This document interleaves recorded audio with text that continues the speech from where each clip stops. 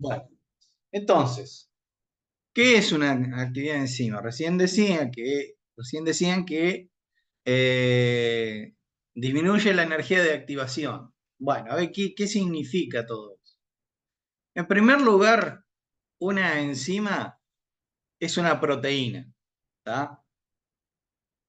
Vamos, o sea, vamos por lo más simple. ¿Qué es una enzima? Enzima es un tipo de proteína con una función bien específica que es la de catalizar reacciones. ¿Tá? Eh, Obviamente, la catálisis de reacciones o catalizar una reacción es hacer que una reacción que no es este, eh, que bien puede ser termodinámicamente espontánea, ¿eh? Muchas veces esa espontaneidad tiene una velocidad muy lenta, ¿eh? Como por ejemplo el carbón con el oxígeno o el gas con el oxígeno. En ese caso se requiere de algo que, que aporte una energía o que disminuya una energía de activación para que esa reacción se lleve a cabo.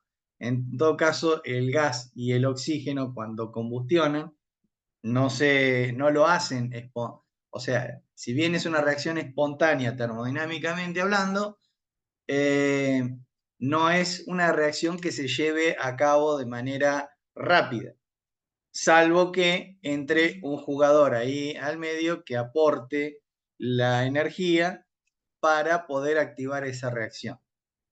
Lo que hacen o sea, ahí estamos hablando de una reacción de combustión. Ahora bien, si hablamos de una reacción biológica, ¿eh? Una reacción que ocurre dentro de nuestro cuerpo, ¿eh? Nosotros somos animales homeotermos que trabajamos a una temperatura determinada y un pH determinado, entonces todas las reacciones se tienen que dar a esa temperatura y por lo tanto no podemos encender la reacción con un fósforo. ¿Tá? Tiene que haber algo que disminuya esa energía para que las reacciones se lleven a cabo y puedan tener una velocidad ¿eh? Que ulteriormente determinará la velocidad metabólica de un ser vivo. ¿Tá? Entonces, ¿qué es una enzima? Es una proteína ¿eh? cuya función es la de facilitar entre comillas, que una reacción determinada se lleve a cabo. ¿Tá? Bueno, ¿qué es esto que están viendo? ¿Quién me puede decir? Vías metabólicas. Esto es lo que se considera el mapa metabólico. ¿Eh? No sé si alcanzan a ver, vamos a poner el puntero. Fíjense, esta vía que está acá, que termina en este redondel que está acá, ¿eh? ¿Qué idea les da que puede ser esta vía?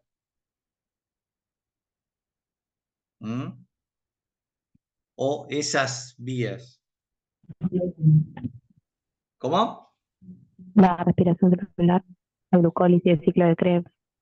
Acá tendríamos la glucólisis y el ciclo de Krebs, exactamente. Eso sería lo que nosotros vemos, lo más fácil de ver en el mapa metabólico. Pero después la cosa se complica.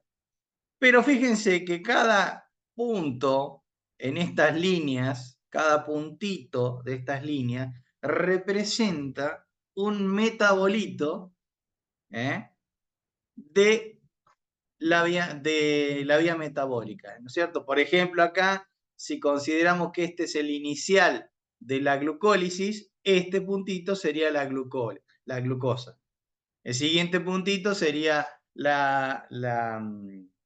glucosa 6-fosfato, el segundo sería glucosa 1,6-bifosfato, fructosa 1,6-bifosfato, y así seguidamente.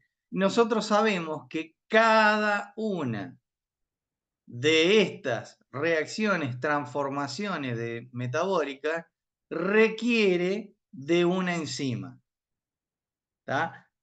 Todas estas reacciones, o sea, todas estas transformaciones que van de un puntito a otro de esta vía metabólica requiere de una enzima específica y particular para esa reacción. Entonces, entonces podemos imaginar que la cantidad de enzimas que hay en el metabolismo son muchísimas, son miles, porque miles son las reacciones que tienen que catalizar, y miles son las enzimas que deben catalizar esas reacciones. ¿Tá? ¿Y cómo lo hacen? Bueno, fíjense, acá tenemos un esquema bien simplificado de cómo una enzima actúa.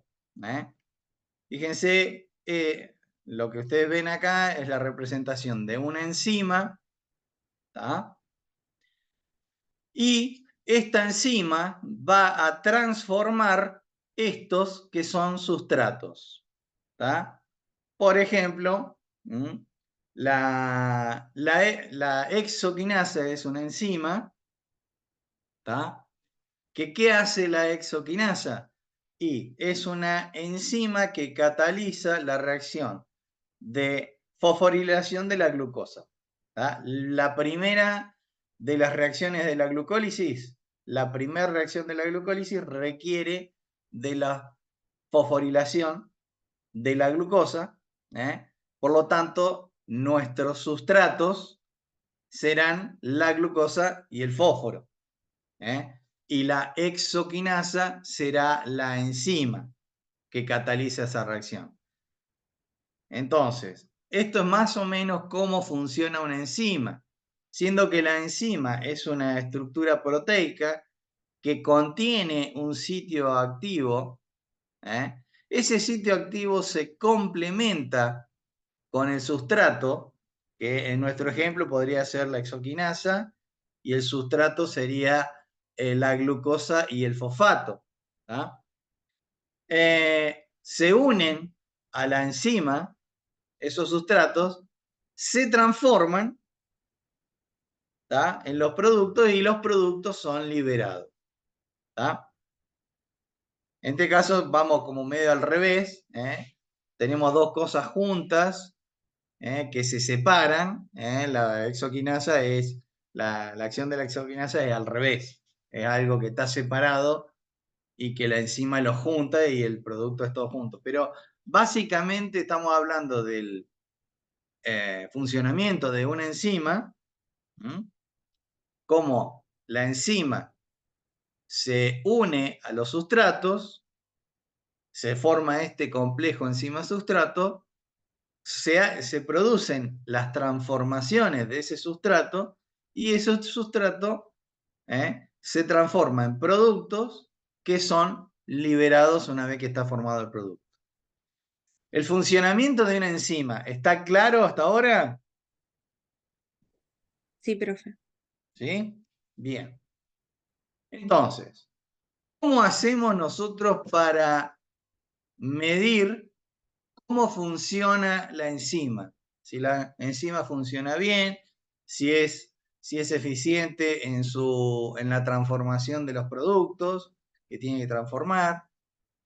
¿Cómo hacemos para medir eso? Bueno, en un principio, esta ecuación no sé si la vieron en la teoría, o esta gráfica, ¿la vieron en la teoría?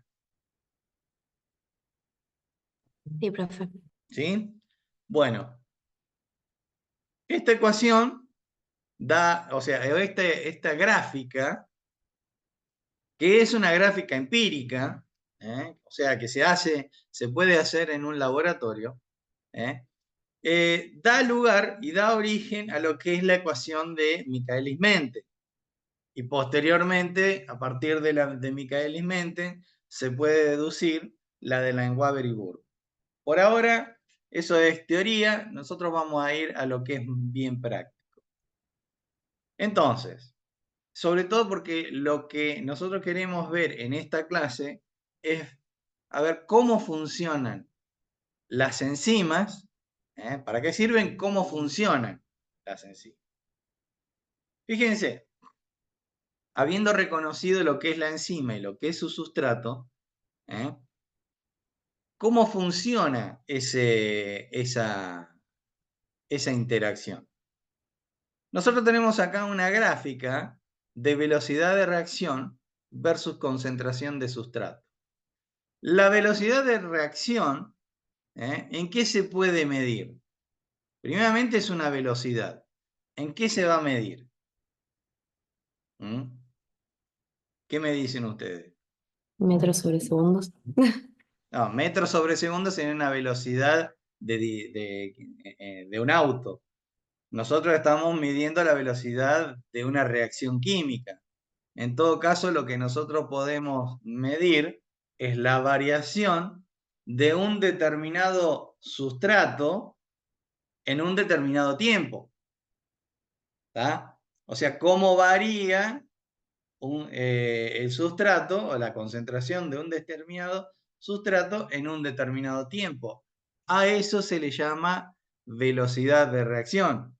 ¿Tá? ¿Cuánto? O sea, es una velocidad, ¿se puede comparar con la distancia? Sí, pero lo que pasa es que en la distancia nosotros tenemos la variación de la distancia en función del tiempo. Ahora vamos a tener la variación de la concentración de un determinado sustrato en un determinado tiempo.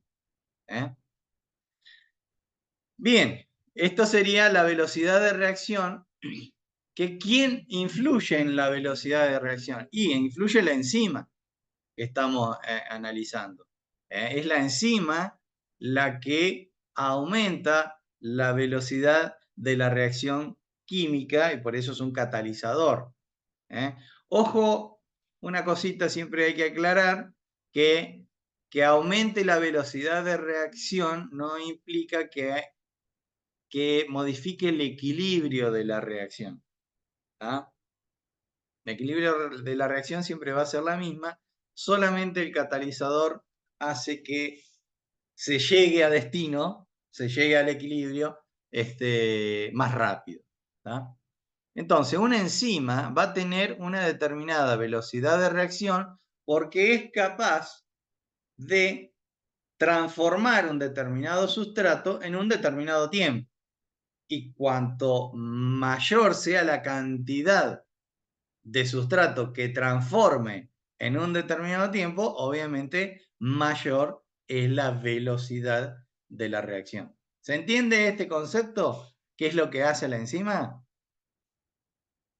Sí. Bueno. Bien, ahora, ¿cómo varía esa velocidad de reacción? La velocidad de reacción es justamente lo que nosotros vamos a determinar para saber cómo trabaja esa enzima. Una de las cosas que afecta a la velocidad de reacción es justamente la concentración de sustrato. ¿Tá?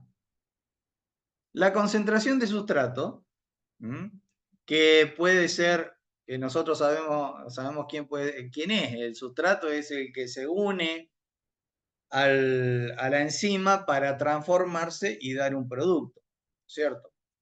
Entonces, si yo tengo bajas concentraciones de ese sustrato, ese sustrato, la enzima trabajará a una velocidad bastante baja en función de esa concentración de sustrato que esté en el medio. Ahora bien, cuando aumenta la concentración de sustrato, fíjense, la concentración de sustrato va a ir aumentando en esta dirección.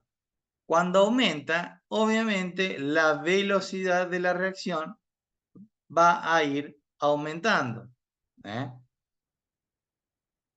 Entonces, a mayor concentración de sustrato, mayor es la velocidad de la reacción. Obviamente, como yo acá en esta gráfica estoy considerando una cantidad fija de enzima. Como yo tengo una capacidad, una cantidad fija de enzima, a bajas concentraciones voy a tener baja velocidad, pero a medida que aumente la concentración de sustrato, a medida que aumente, la velocidad va a ir aumentando, pero fíjense que acá llega a un plató, llega a una velocidad máxima. ¿Por qué se genera ese plató? Ese plato. Porque obviamente la cantidad de enzima, o mejor dicho, esa cantidad específica de enzima, tiene una determinada capacidad de transformar sustratos en productos. Y obviamente esa capacidad siempre llega a un límite cuando la concentración de sustrato empieza a ser en exceso. Entonces ahí es donde se determina la velocidad máxima de una reacción. Generalmente cuando nosotros medimos la actividad de la enzima o la velocidad de la actividad de una enzima, la medimos en lo que se denomina saturación de sustrato. ¿Qué significa esto? Que el sustrato está en tan grande cantidad que lo que nosotros vamos a medir es una velocidad máxima.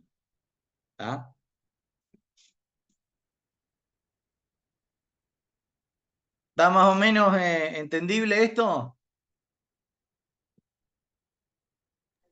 Sí, profe. Bueno, a ver. Entonces, fíjense que recién hablamos de qué afecta la velocidad de una reacción catalizada por una enzima. Bueno, en principio de la concentración de sustrato. Aumenta la concentración de sustrato, aumenta la velocidad de la enzima. Cuando llegamos a la saturación de sustrato, ya la velocidad de transformación de sustrato en producto se llega a una capacidad máxima que nosotros la llamamos velocidad máxima. Siempre teniendo en cuenta que la concentración o la cantidad de enzima que estamos utilizando es fija. Otro de los factores que determina la actividad de una enzima o de la velocidad de transformación de sustratos en productos, es el pH. ¿Recuerdan ustedes que las enzimas son proteínas? Y como proteínas deben tener una estructura primaria, una estructura secundaria, una estructura terciaria y una cuaternaria bien definida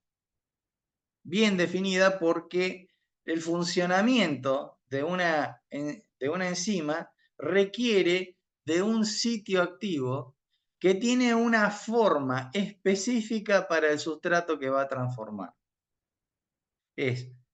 Por eso es que cualquier alteración que tenga la proteína, o sea, la enzima, que es una proteína, cualquier alteración puede afectar ese sitio activo y por lo tanto, por ejemplo, determinar que no se una o se una menos el sustrato con la enzima.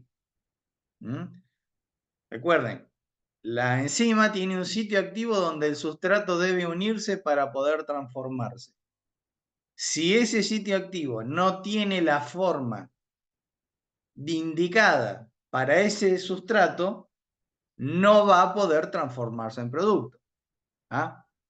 Ahora bien, ¿qué es lo que determina que ese sitio activo tenga la forma que tiene que tener? Y tiene que tener la estructura primaria de la proteína correcta, la estructura secundaria, la estructura terciaria y la estructura cuaternaria.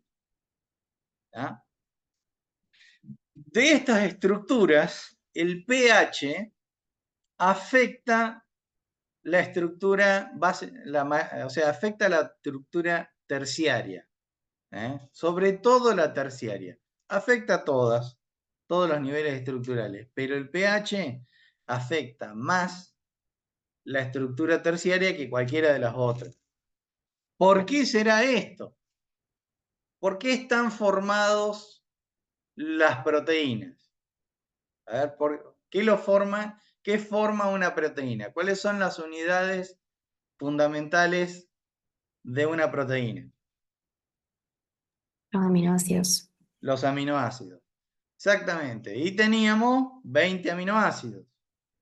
Algunos de esos aminoácidos, sus grupos R, ¿los afecta el pH? Sí. Sí. Tenemos el glutamato, el aspartato, tenemos la lisina, tenemos fenilalanina, bueno, tenemos varios que afectan ese pH y sobre todo afectan la carga de esos residuos.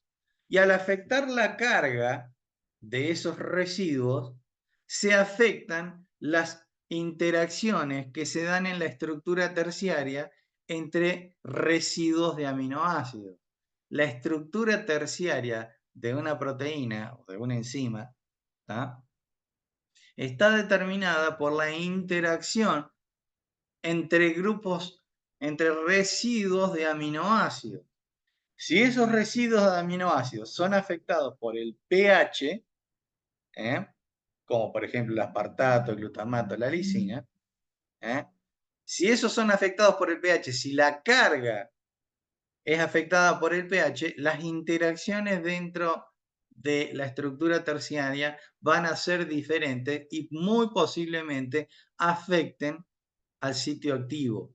O sea, seguramente afectan el sitio activo. Si afectan el sitio activo, están afectando la capacidad de la enzima de unirse al sustrato. Entonces, el pH del medio donde se encuentra la enzima la afecta directamente porque afecta lo que es su estructura terciaria. Ahora bien, debe haber un pH para esa enzima que funcione de forma óptima. O sea, ¿qué significa que funcione de forma óptima? Y que justamente a ese pH, la estructura terciaria de esa enzima sea la correcta para que el sitio activo pueda unirse al sustrato y así formar el producto. ¿No es cierto? Entonces, fíjense, acá tenemos el ejemplo de dos enzimas. La pepsina, que es una enzima estomacal, y la tripsina, que es una enzima intestinal. Las dos trabajan fíjense a qué pH trabajan. Una trabaja a pH 2 y la otra a pH 8. ¿Por qué será esto? Y porque la pepsina es una enzima estomacal, el medio estomacal, ¿qué pH tiene? Ácido. Y un pH superácido, bien ácido, pH 2, de hecho. Y la tripsina trabaja a nivel intestinal, donde el pH es aproximadamente de 8.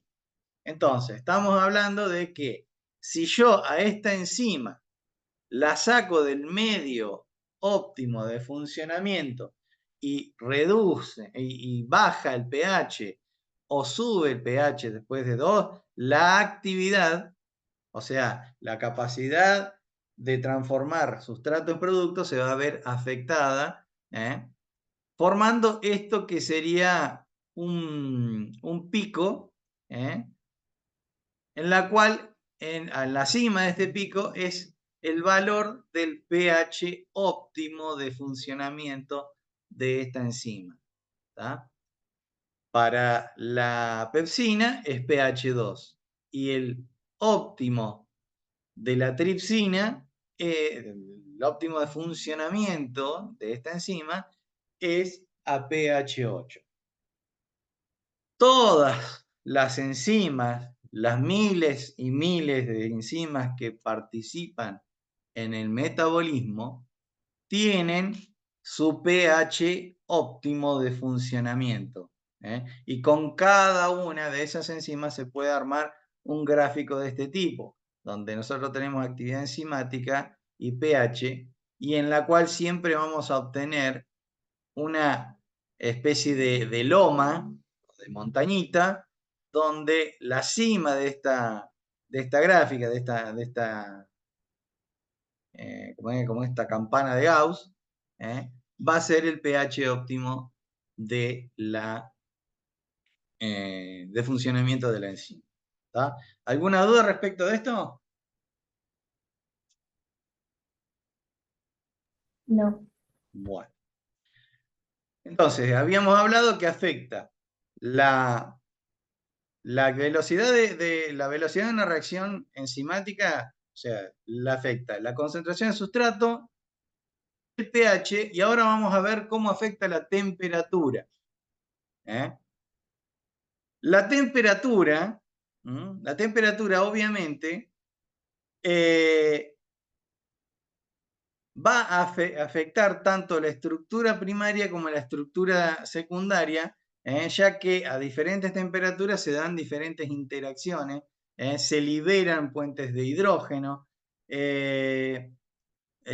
o sea, afecta puentes de hidrógeno. Recuerden que puentes de hidrógeno, la estructura secundaria está determinada por la interacción de puentes de hidrógeno, de puentes de hidrógeno, la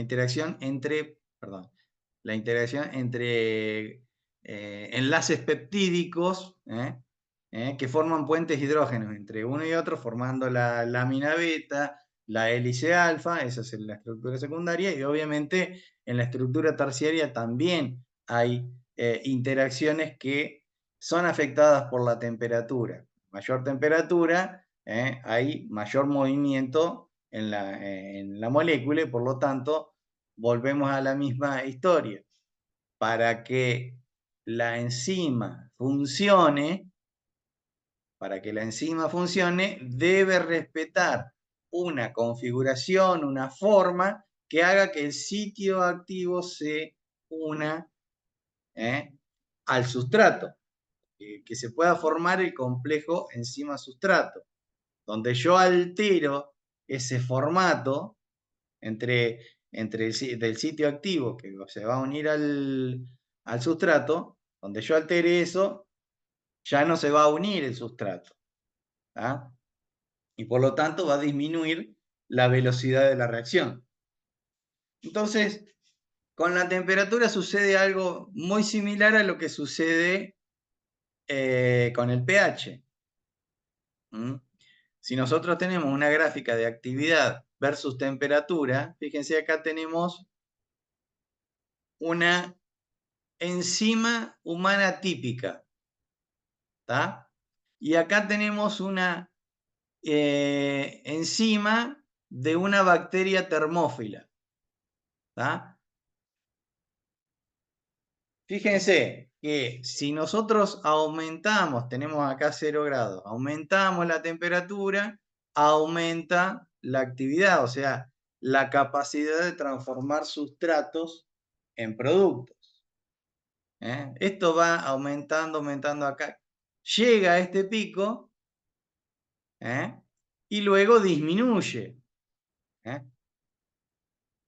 generando acá la temperatura óptima de funcionamiento. Fíjense qué temperatura es esta. 27 grados más o menos. 37 grados más o menos. ¿Cuál es la temperatura en que nosotros trabajamos? Y 37 grados. Por lo general, las enzimas que participan o que forman parte del metabolismo del cuerpo humano trabajan todas en un óptimo de 37 grados, alrededor de 37 grados. ¿Ah? Porque esa es la temperatura que nosotros mantenemos como animales homeotermos. ¿Ah? Ahora bien, esta bacteria termófila es capaz de vivir, por ejemplo, en una terma volcánica. ¿Ah? Hay bacterias, sobre todo bacterias sulfúreas, que viven ¿eh? En los ambientes volcánicos. Hay otras que viven en los ambientes de aguas termales. Y para eso requieren de enzimas que trabajen a esa temperatura. ¿Tá? Fíjense, una enzima humana no podría trabajar en una terma, por ejemplo. ¿Tá? En cambio, estas bacterias termófilas tienen enzimas que trabajan en condiciones óptimas a mayor temperatura. Esta bacteria en particular trabaja a unos 75, 77 grados centígrados. ¿Tá? Y tiene el óptimo de funcionamiento en este valor. ¿Tá? Cada enzima tiene su propia temperatura óptima de funcionamiento, o sea, la temperatura a la cual trabaja mejor en lo que es la transformación de sustratos a productos. ¿Ah? ¿Se entiende esto más o menos?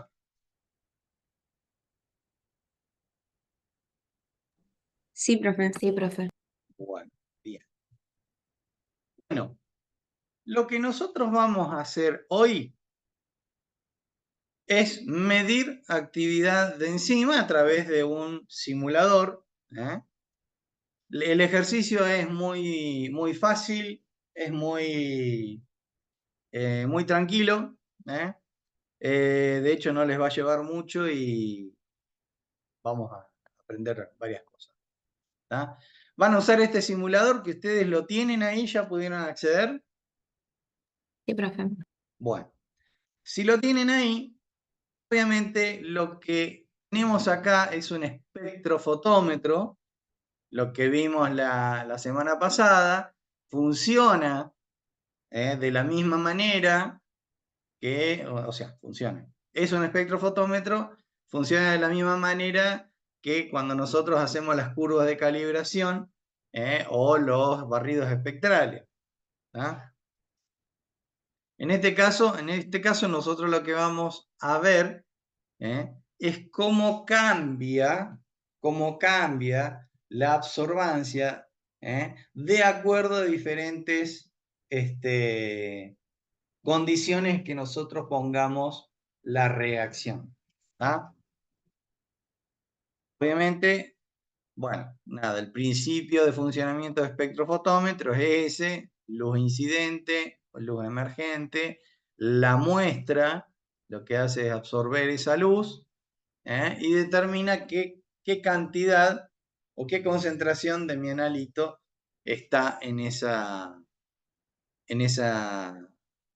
solución, ¿no es cierto? Bueno, entonces, ¿cómo hacemos para medir actividad enzimática? Obviamente lo que hace la enzima es una sola cosa, es tomar sustrato, unirse al sustrato, transformarlo y liberarlo. Eso es lo que hace una enzima. Ahora, ¿cómo podemos medir nosotros la actividad de esta enzima? ¿Cómo podemos medir o sea, de qué manera se puede medir la velocidad en la cual transforma un sustrato en productos? Bueno, un sustrato es una sustancia química que tiene, por ejemplo, su propio barrido espectral. O sea, su característico barrido espectral donde puede absorber algunas longitudes de onda y otras no. ¿Tá? Eso es lo que veíamos el otro día en los barridos espectrales, que, por ejemplo, la hemoglobina absorbía a una longitud de onda diferente del NADH o de el PFN, polifenol, no me acuerdo. O sea, todos los componentes tienen su propia absorción y por lo tanto este sustrato absorbe una determinada longitud de onda o unas determinadas longitudes de onda. Y obviamente que si este sustrato se va a transformar en productos, estos productos tendrán otro patrón de barrido espectral. Absorberán en otras longitudes de onda. Entonces, ¿cómo podemos medir la actividad de una enzima? Y la podemos medir de dos formas. En dos lo que yo considero estrategias. Una es medir cuánto me disminuye el sustrato. O sea, si una enzima está activa y funcionando, ese sustrato va a ir desapareciendo a una velocidad determinada por todas las condiciones que dijimos recién. Temperatura, velocidad, o sea, temperatura, concentración de sustrato y pH. ¿tá?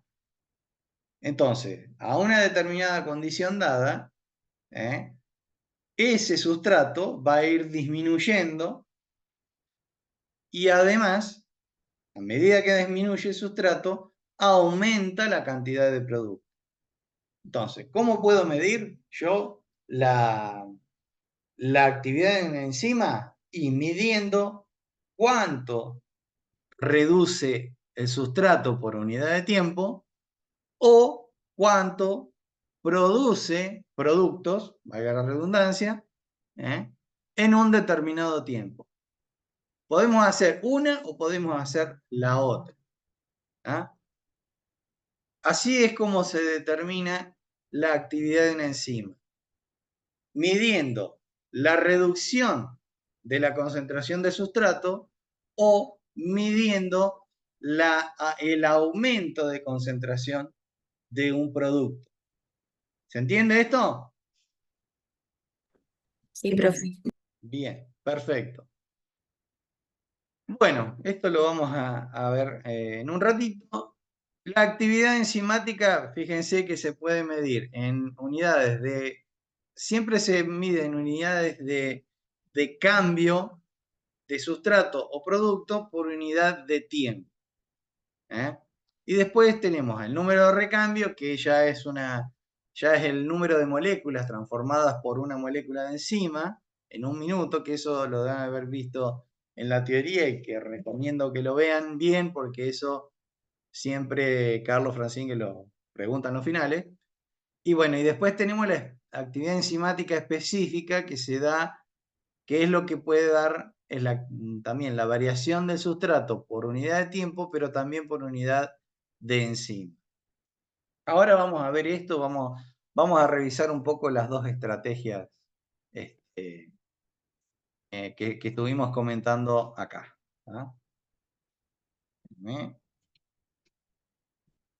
Vamos a comentar estas dos estrategias. Fíjense que acá en el simulador, ya estamos acá en el simulador, acá donde dice fundamento del ensayo, muestra esto que está acá. Muestra un poco... Profe, Sí, diga. no ¿Ve? sé si está compartiendo la página. Ah, capaz que no. Capaz que no.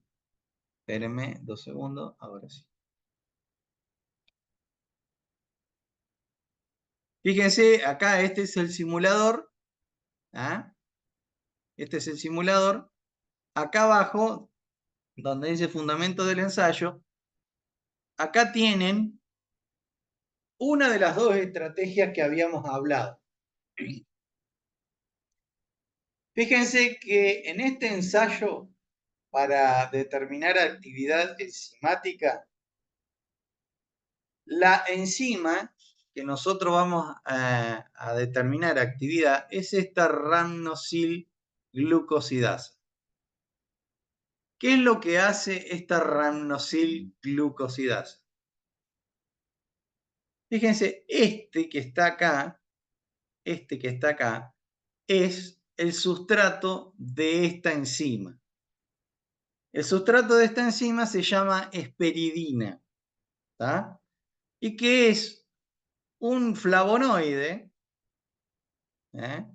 Es un flavonoide que está unido a un disacárido, que es este que está acá. Esto es un disacárido y esto es un flavonoide. Este flavonoide tiene determinadas propiedades terapéuticas, bla, bla. Eso es un tema de otro. Pero fíjense que esta rhamnosil-glucosidasa cataliza la reacción de hidrólisis de este. ¿Se ve el cursor, no? El Sí, cursor que sí, lo estoy profe. moviendo, ¿se ve? Sí, sí. Bien.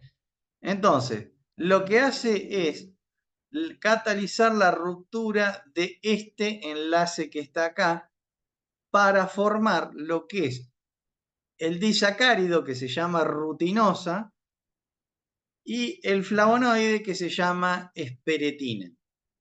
Esta es la reacción que cataliza esta rhamnosil-glucosidasa. Y la idea de esto es poder saber qué actividad tiene esta enzima, ¿eh? ¿Qué actividad tiene esta enzima? ¿Cuál es la estrategia que yo voy a utilizar para determinar esta actividad enzimática? Bueno, fíjense que se me forma un azúcar, que es o sea, en esta reacción se me libera un azúcar y la esperetina. ¿Cómo puedo saber que esta reacción se llevó a cabo? Bueno, porque voy a realizar una reacción de coloración que implica este compuesto acá, que es la rutinosa. La rutinosa es un azúcar reductor, ¿tá? Es un azúcar reductor. Por lo tanto, si es un azúcar reductor, reduce a alguien y alguien se oxida, y él se oxida, ¿cierto? Entonces,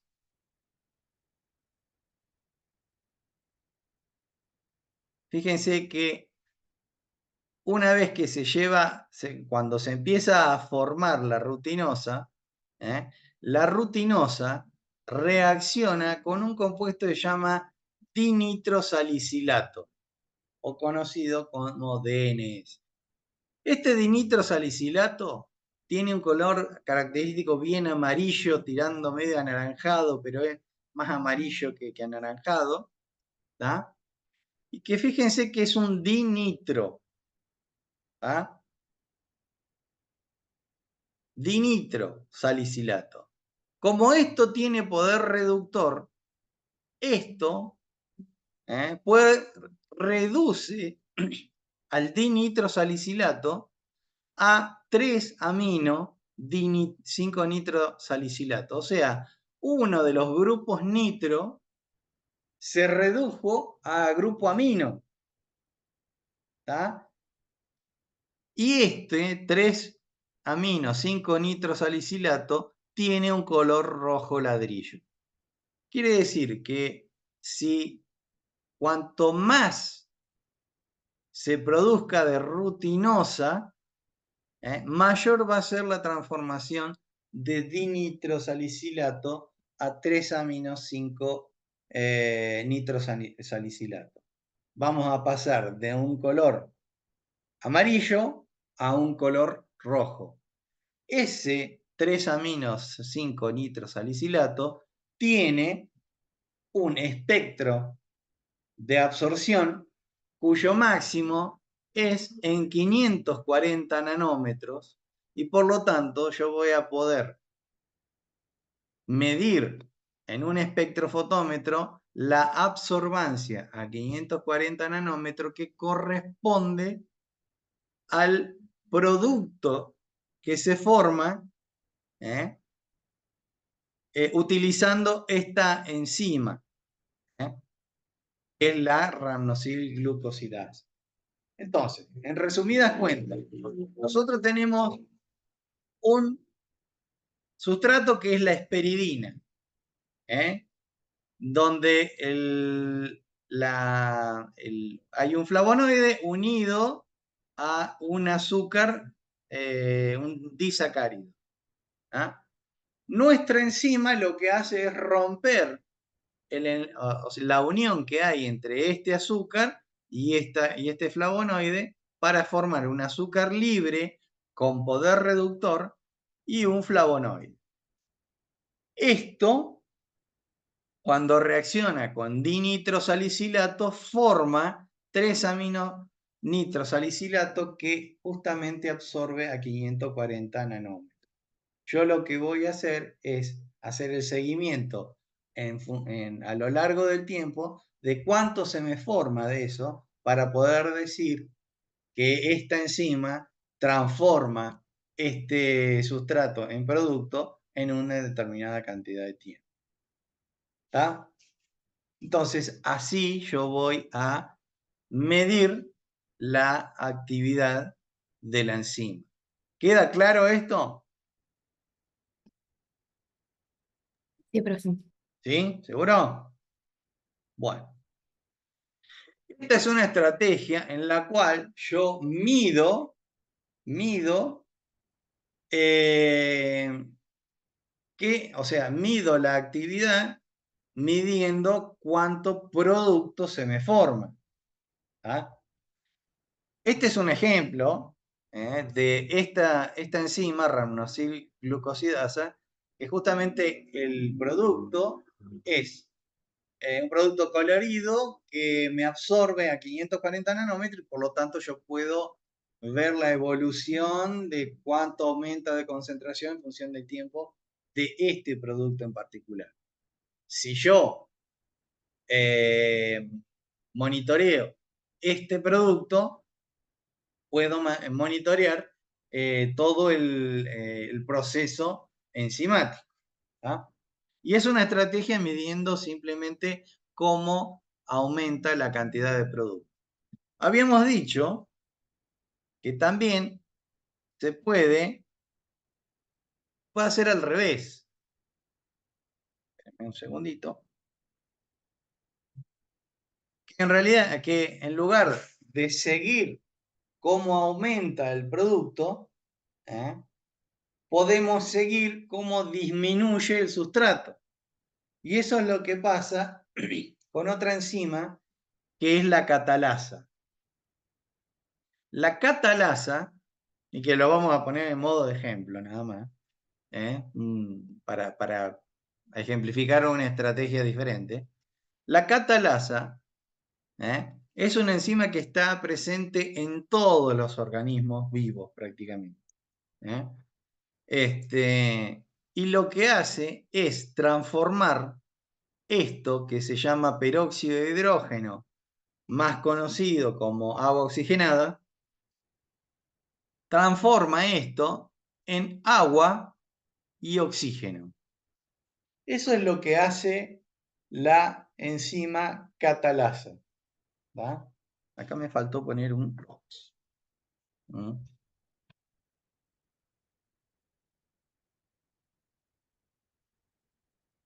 ¿Va? Esa reacción es catalizada por una enzima que se llama catalasa. Ahora bien, cuando vamos al método para medir ¿eh? La actividad catalasa,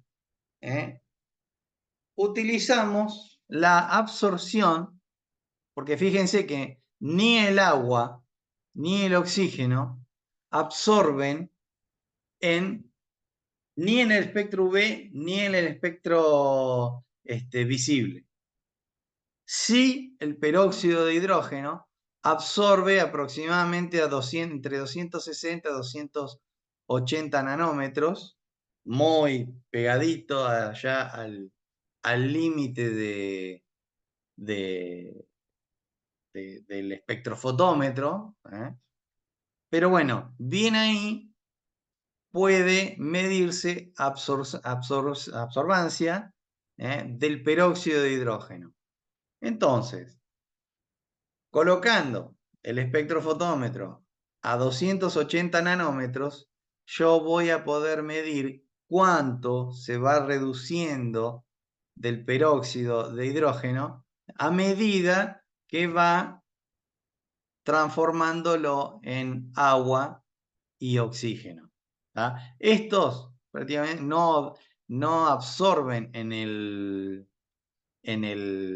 espectro UV visible, y absorbe bien allá sobre el rincón de los ultravioleta, de las lambdas ultravioleta, casi que muy, muy cerca del límite que tiene un espectrofotómetro, sobre todo un UV. Pero bueno, a 280 nanómetros se puede monitorear cómo va disminuyendo por acción de la catalasa. Y eso sería otra estrategia en la cual nosotros medimos la diferencia o cómo se va reduciendo el sustrato a medida que actúa la catalasa. Esos son dos ejemplos o dos estrategias, una con la radionucleoglucosidasa, cómo nosotros monitoreamos la actividad o medimos la actividad a través de la formación de un producto, y acá en este otro ejemplo mediríamos la actividad monitoreando la reducción del sustrato. ¿Se entendió este ejemplo?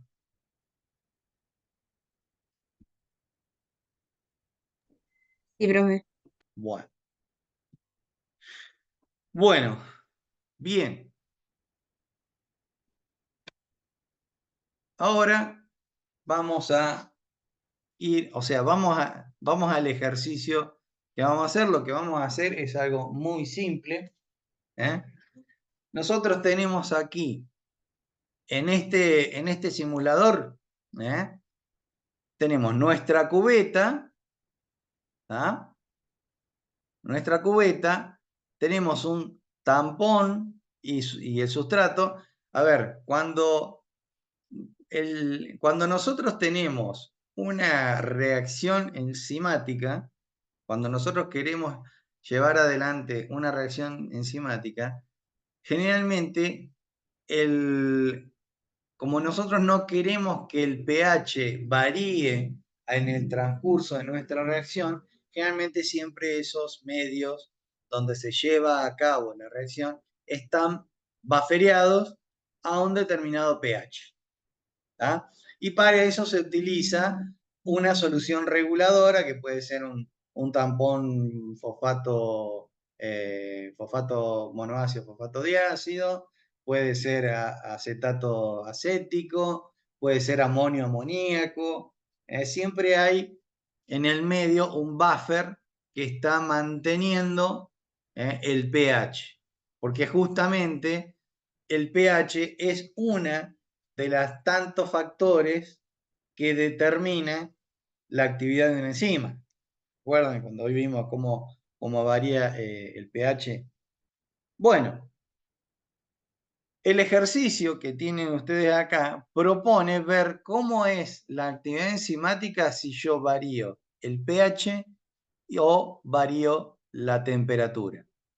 Entonces justamente vamos a hacer eso, vamos a trabajar con el pH y la temperatura de la reacción para ver cuál es la actividad de la enzima variando esas condiciones. ¿Ah? Por supuesto que si nosotros queremos evaluar a qué temperatura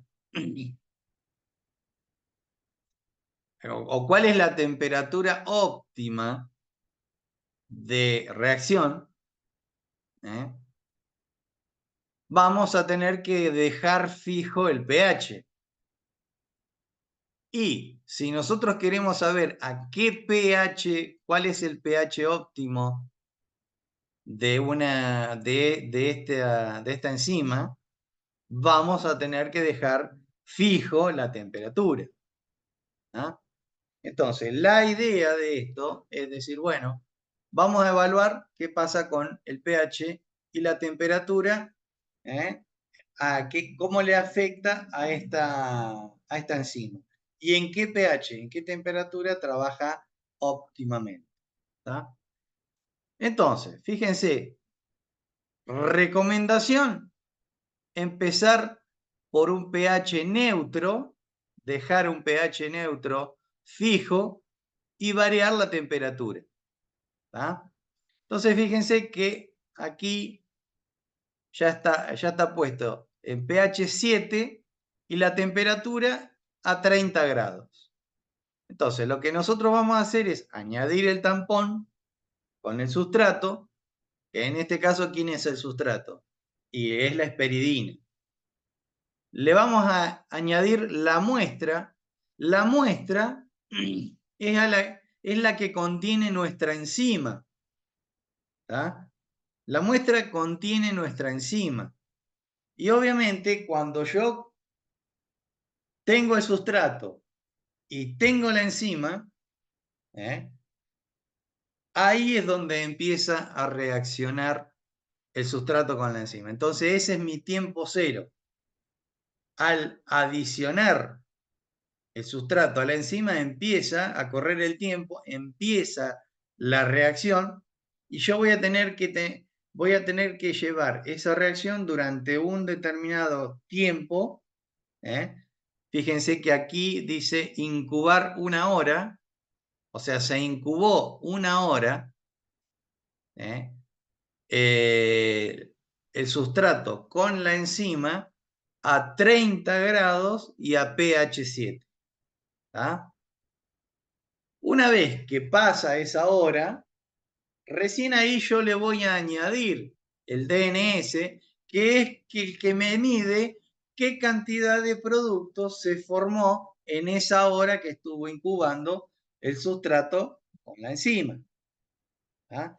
Entonces, habiendo ya terminado este periodo de incubación de 1 hora, yo voy a añadir el DNS. El DNS se añade y se coloca 10 minutos a 100 grados centígrados.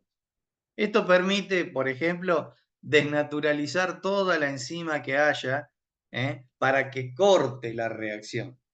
¿Ya? Como la reacción entre el azúcar y el DNS no es afectada por la temperatura, es más, le ayuda. Acá se producen dos cosas. Por un lado, se ayuda a la reacción del DNS con la rutina formada y por otro lado, se desnaturaliza la enzima para que corte la reacción y yo pueda decir, bueno, acá se cortó la reacción. Bien, una vez que lo tenemos a esto, lo medimos, tomamos la medida,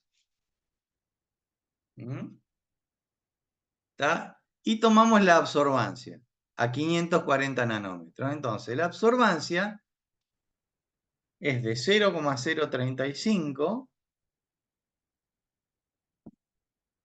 en un pH 7, perdón, le erré acá, a un pH 7 a una temperatura de 30 grados. ¿Ah?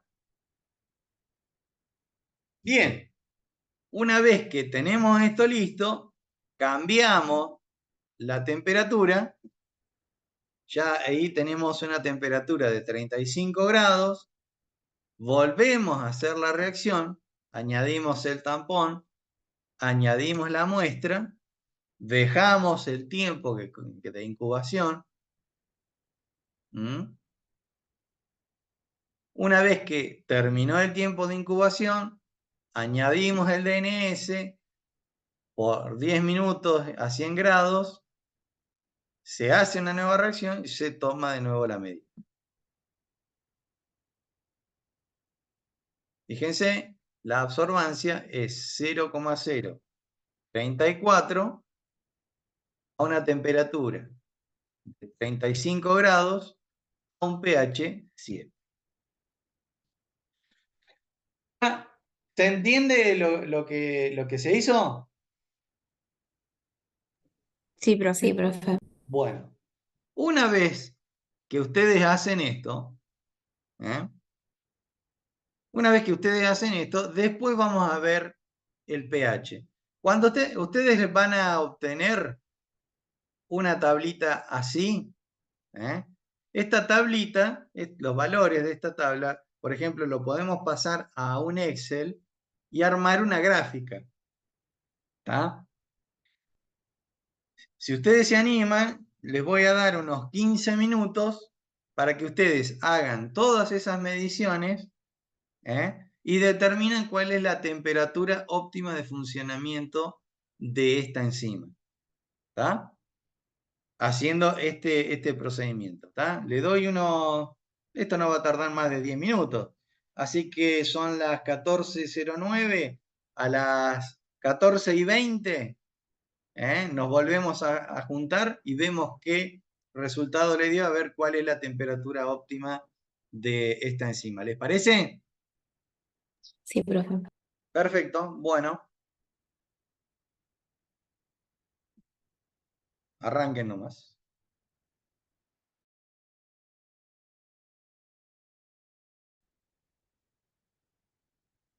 Bueno, gente, volvimos.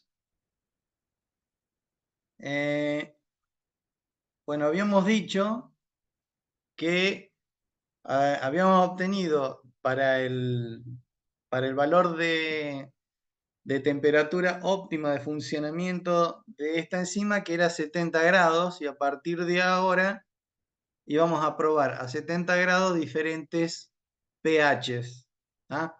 Bueno, ¿qué fue lo que les dio? ¿Qué En el pH es 9, el óptimo? profe.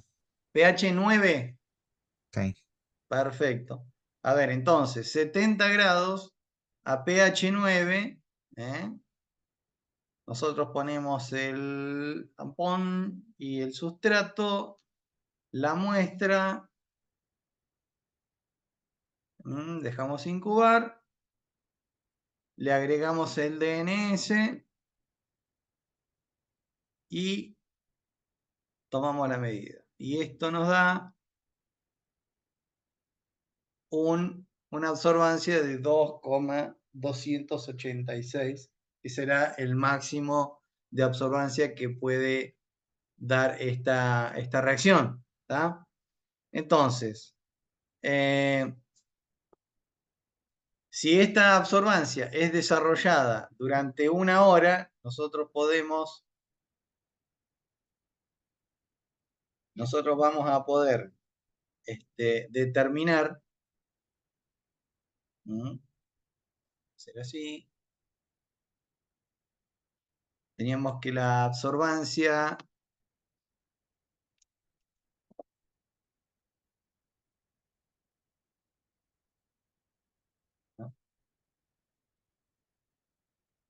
abajo, entonces, la absorbancia a 70 grados,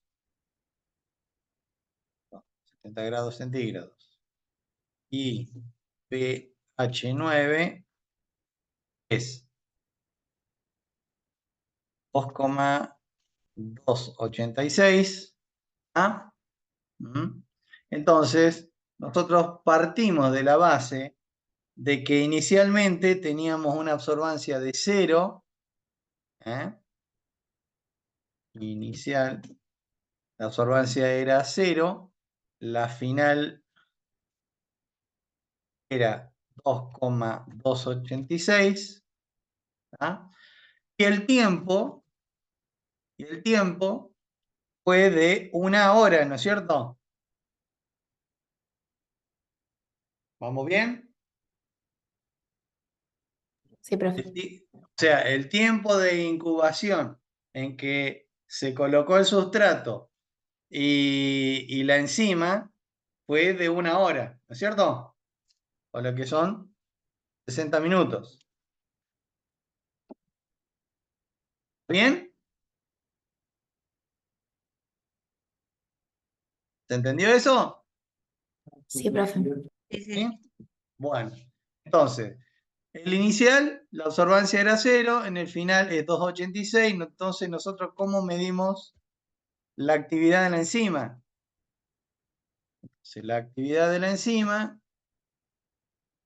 va a ser igual a el tiempo, o sea, la absorbancia inicial,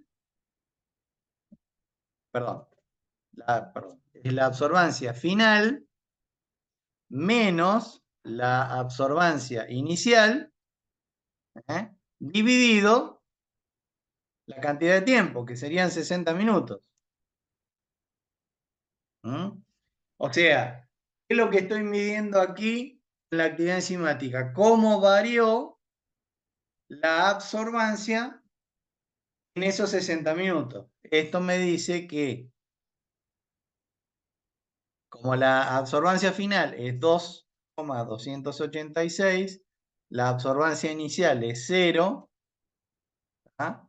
Dividido 60 minutos. ¿Cuánto me da esta cuenta? 0,0381. Es 0,0380. 81. Bien. Valores de absorbancia, que en realidad no tienen valores, sobre minutos.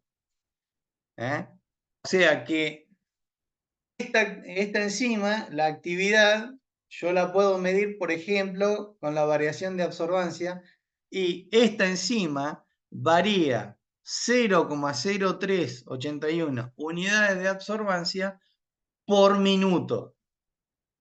Quiere decir que se formó, o el producto formado, me fue variando la absorbancia en este valor en cada minuto de la reacción. ¿Se entiende cómo se mide la actividad en enzima? Sí, profe. En este caso nosotros utilizamos, para simplificar la cuestión, valores de absorbancia finales e iniciales, ¿tá? En un determinado tiempo. Y eso nos dio la variación de absorbancia durante un minuto.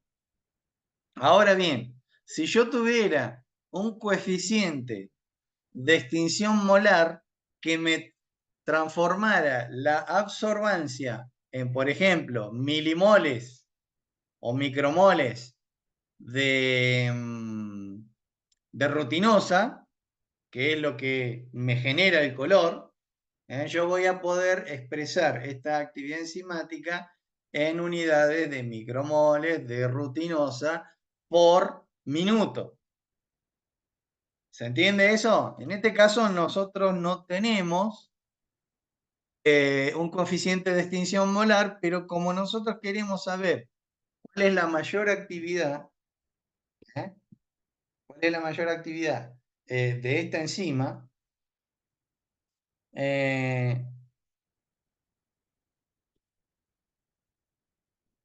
sea, el valor de absorbancia nos sirve.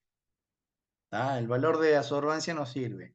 Sería interesante poder transformar las absorbancias en unidades de concentración de rutinosa, pero para eso requerimos hacer toda una tabla o una curva de calibración de rutinosa versus absorbancia para poder calcular el coeficiente de extinción molar y transformar esta absorbancia en concentración de rutinosa. ¿Tá? Pero eso es posible de hacer, ¿eh? Y a los efectos de armar una metodología analítica puede hacerse sin ningún problema. ¿Tá? ¿Se entendió esto?